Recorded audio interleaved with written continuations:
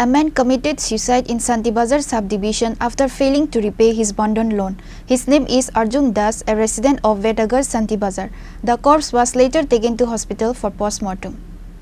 It is learned that Arjun Das, a resident of Vetaga in Shantirbazar subdivision, took a loan of 50,000 rupees from Shantirbazar Bandhan Bank. He also took another 40,000 rupees from a microfinance company called ISAF.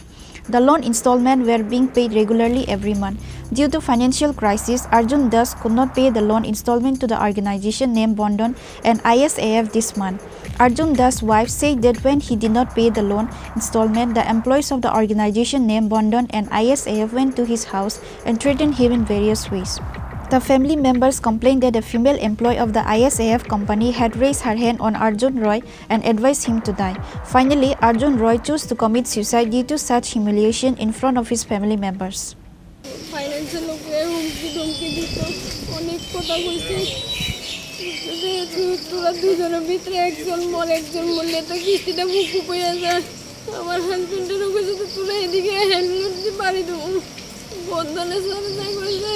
তাইনে কই তাইনে কি করে তাইনে কিস্তি দিতেছে না যে এমন মানুষ বাসে থেকে কি লাভ টেকনিক বেশি দেন না কোন কোম্পানি এমন কথা কইছে বন্ধ আর সব তো এখন আপনি কি চাইতেছেন আমি চাই subdivision আমার হাজবেন্ড এসব কারণে মারা গেছে সারা দিন রাত সকাল বিকাল এইভাবে টর্চার করতো যারা কইছে তার নাম জানা আছে নি আপনার একজন শুধু একজনের নাম জানা আছে ওই সব কোম্পানির মানে মহিলা স্টাফ সুপর্ণা মজুমদার তাইনে করে এদিকে হেলমেট দিয়ে তুলে বাড়ি মারবো একটা ভগবানের দিকে আর হচ্ছিল আপনার বাড়ি কোন জায়গা আমার হাজবেন্ডের বাড়ি তো বেতাগা আমার বাবার বাড়ি শান্তিবাজার আপনার হাজবেন্ডের নাম উজ্জ্বল দাস আপনি কত টাকা লোন নিয়েছিলেন একটা 40,000 আর একটা হলো 50,000 এই ধমকটা কবে দিছিল ধমকটা সপ্তাহ 10 দিন আগে দিতে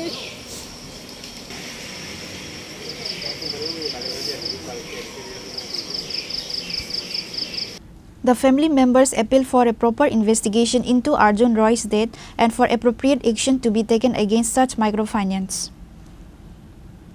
Reported by Bikram from Shantirbazar, Chini, Khorang.